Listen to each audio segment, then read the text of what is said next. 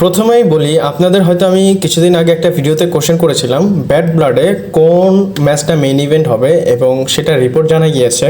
আর এটা কিন্তু WWE official কোনো কিছু না, এটা হচ্ছে ইউএসএ নেটওয়ার্ক তাদের অফিসিয়াল ভাবে জানিয়েছে বলতে কি তারা এমন ভাবে লিখেছে মনেই হচ্ছে ড্রু ম্যাকইন্টার এবং সিএম পাঙ্কের যে ম্যাচটা হবে হেলিনা সেলে সেটা আসলে মেইন ইভেন্টেই হবে।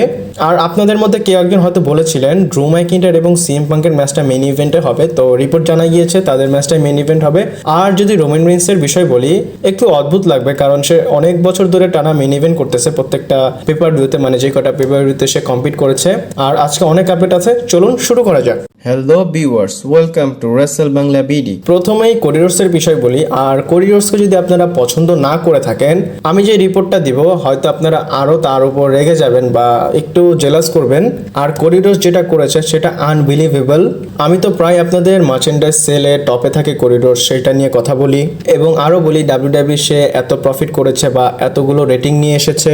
আর আপনারা জানেন ফেনেটিক্স এইসব কিছুকে হোস্ট করে, আর সেটা থ্রুই কিন্তু ডাব্লিউডাব্লিউ তার যে কাজ, মানে তাদের যে সেল, তারপর তাদের যে ইভেন্ট মার্চেন্ডাইজ সবকিছু এইসব করে থাকে ডাব্লিউডাব্লিউ ফেনেটিক্স এর সাহায্যে।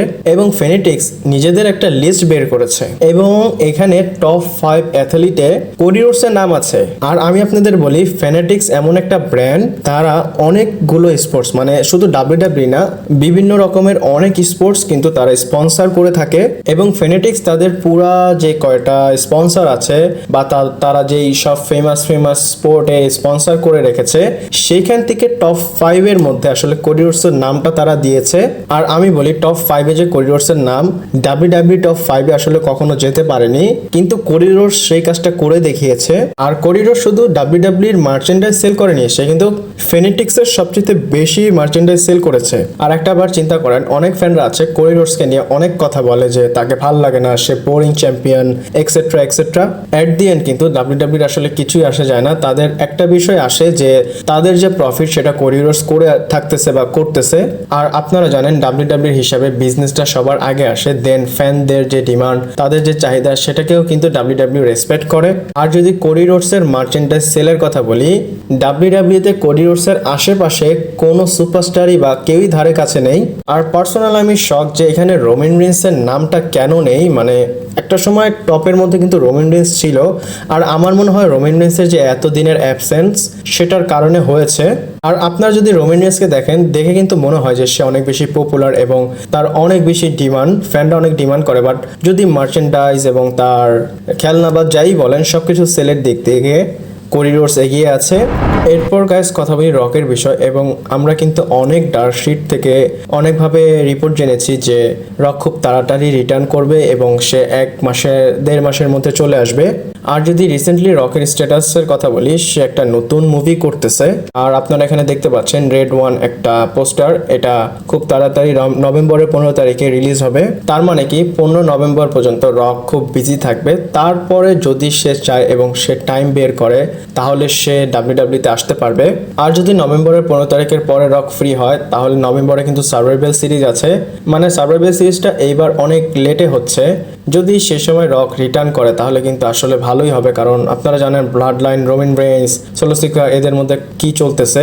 আর রক রিটার্ন করবে এটা তো শিওর, কারণ ওনার যে মানে মোটা টাকা, মানে অনেক টাকা সে ঢেলে রেখেছে ডাব্লিউডাব্লিউর উপর, সে যদি না আসে তাহলে প্রফিটেবল হবে না, অবশ্যই তার আসতে হবে। আর রকের বিষয়ে আপনাদের কি টেক আমাকে কমেন্ট করে জানান। এরপর গাইস সেথ রলিন্সের কথা বলি। এবং সেথ রলিন্স হয়তো অন্যরকম একটা সিনেমা করে ফেলেছে। এবং আপনারা প্রথমে টুইটটা দেখেন সেথ রলিন্সের, সে লিখেছে আই হেট ফুটবল। এবং এর আগে কিন্তু প্রায় সে লিখতো আই লাভ ফুটবল। আর এটার পিছনে কনটেক্সট হচ্ছে তার যে ফেভারিট টিম তারা যদি জিতে আই লাভ বলে, আর যদি হারে তাহলে আই হেট লাভ ফুটবল বলে। আর লুকাস অয়েল স্টেডিয়ামে ইভেন্ট হচ্ছিল মানে ফুটবলের, আর এই স্টেডিয়ামে কিন্তু রয়্যাল রাম্বল হবে। তো এখানে আপনারা ভিডিও দেখতে পাচ্ছেন সেথ রলিন্সের, এবং একটা ফ্যান সেথ রলিন্সকে উঠিয়ে বাইরে ফেলে দিয়েছে। আর এটাকে কিন্তু আপনারা সিরিয়াসলি নিয়েন না, এটা একটা ইন্টেনশনালি করা হয়েছে যেন সবাই এটা নিয়ে কথা বলে। আর তারপরে কিন্তু Seth Rollins I hate football টুইটটা করেছে। আর এখানে কিন্তু প্যাট ম্যাকাফিও ছিল। আমি বলতেছি স্যাট টলেন্স কি মজা করে ঘুরতেছে আর এদিক দিয়ে ব্রনসন রিড তাকে বাজিয়ে দিয়েছে।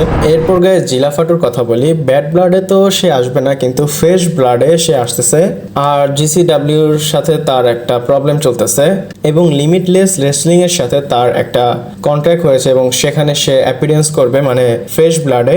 আর অক্টোবরের 26 তারিখে ফ্রেশ ব্লাড লাইভ ইভেন্টটা হবে। আর আমার মনে হয় ডাব্লিউডাব্লিউর ব্যাড ব্লাডের নামটা কপি করে তারা এই নামটা দিয়েছে ফ্রেশ ব্লাড। আর আমরা এক্সপেক্ট করতেছি জিলাফাটু ব্যাড ব্লাডে আসবে, কিন্তু আসতেছে ফ্রেশ ব্লাডে। এটা একটু মজার একটা বিষয়। এরপর গাইস আমি কিছুদিন আগে বলেছিলাম Saturday night main event W W করতেছে, আর এটার হাইপ অনেক বেশি আপনারা জানেন। আর হাইপটা এত বেশি অলমোস্ট এটার ইভেন্টের যত টিকিট সেল হয়ে গিয়েছে, আর টিকিট ছিল 8,000-এর কাছাকাছি, আর বাকি আছে হচ্ছে 700 থেকে 800 টিকিট, বাকি সব বিক্রি হয়ে গিয়েছে। আর কিছু ঘন্টার মধ্যে হয়তো বাকি টিকিটগুলো সেল হয়ে যাবে। আর কয়েকদিন ধরে মানে রিসেন্টলি ডাব্লিউডাব্লিউ এটা কমন হয়ে গিয়েছে, তারা খুব তাড়াতাড়ি টিকিটগুলো সোল্ড আউট করতে পারে। আর এটা কিন্তু পিএলএ হবে না, এটা প্রিমিয়াম লাইভ ইভেন্ট হবে। মানে এক কথায় আমরা যে প্রিমিয়াম লাইভ ইভেন্টটা দেখি সেরকমই, জাস্ট এটা লাইভ ইভেন্টে হবে, টিভিতে প্রচার হবে না। এরপর গাইস স্কট স্টাইনারের কথা বলি, এবং সে যে অনেক বেশি ফেমাস ছিল তার বডির জন্য আপনারা জানেন, এবং তার ছেলে ব্রকও মনে হচ্ছে সেই দিকে যাচ্ছে। আর এটা তার ছেলে রিসেন্টলি ফটো আপনারা দেখতে পাচ্ছেন, বাপ এবং ছেলেকে। এখানে আমার মনে হয় না ডিএনএ টেস্ট করার দরকার আছে, দুইজনই একই রকম বডি পেয়েছে। এরপর গাইস আপনাদের একটা টুইট দেখাই, আর এটা দেখে আমার ভালো লেগেছে। আর আপনারা এখানে এজ স্টাইলকে দেখতে পাচ্ছেন। ডাব্লিউডাব্লিউ আজ থেকে 24 বছর আগে এজ স্টাইলকে তাদের কোম্পানিতে সাইন করার জন্য বলেছিল, বাট সে এটা করেনি, কারণ সে তার ওয়াইফকে সময় দিতে চায় এবং সে অন্য কোম্পানির জন্য হয়ে কাজ করেছে এবং সে খুব ভালো নাম কামিয়েছে। আর এজ স্টাইলের ওয়াইফের কথা বলি, সে যে তার ওয়াইফকে টাইম দিতে চেয়েছিল, তার ওয়াইফ কিন্তু রেসলিং এ তাকে খুব ভালো টিচিং করেছে, মানে টিচার হিসাবে খুব ভালো কাজ করেছে। তার জন্যই কিন্তু এজ স্টাইল অনেক বেশি ফেমাস হয়েছে, আর এটাকে হয়তো বলে একটা ট্রু লাভ। এরপর গাইস ব্যাড ব্লাডে কোডি রোডসের একটা স্পেশাল এন্ট্রি আপনারা দেখতে পারেন। আর একটা ব্যান্ড খুব ফেমাস এবং কলেজ ফুটবলে এই থিমটা প্লে করতেছিল তারা, তাদের এটা খুব ভাইরাল হয়েছে। তো কোডি রোডসের এন্ট্রেন্সটা কাইন্ড অফ পারফরমেন্সের মতো হবে, এবং এই ব্যান্ড লাইভ পারফরমেন্স করবে যেখানে কোডি রোডসের থিম সং তারা গাবে। আর সবসময়ের মতো কোডি রোডসের শাহী যে এন্ট্রেন্স সেটা আপনারা দেখতে পারবেন। আর এটা হতেও পারে কারণ কোডি রোডসের হোম টাউন অ্যাটলান্টা জর্জিয়াতে এটা হবে। অবশ্যই একটা স্পেশাল এন্ট্রি তো কোডি রোডস পায় বা সে ডিজার্ভ করে। আর আরেকটা কথা বলি, রোমান রেন্সের অ্যাকর্ডিং অ্যাটলান্টা তার সিটি, এটা কিন্তু সবসময় সে বলে থাকে। আর অ্যাটলান্টা জর্জিয়া কার হোম টাউন বা সেখানে কাকে বেশি ভালো লাগে আমাকে আপনারা কমেন্ট করে জানাতে পারেন। আজকের ভিডিওটা এই পর্যন্তই ছিল। ভালো লাগলে লাইক কমেন্ট শেয়ার সাবস্ক্রাইব করে পাশে থাকবেন। পরবর্তী ভিডিওতে আবার দেখা হচ্ছে।